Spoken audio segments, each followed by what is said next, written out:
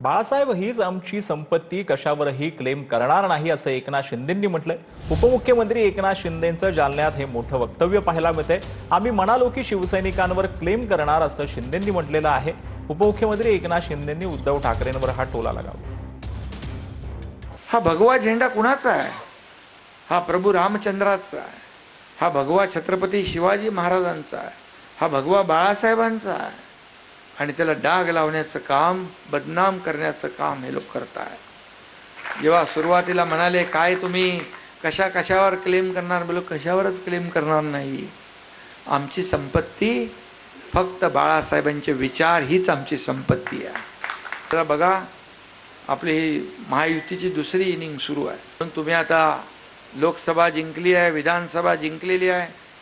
आता आपल्याला महायुतीचा भगवा इथे संभाजीनगरमध्ये डौलाने फडकवायचा आहे। फडकवणार ना सगळे लोक।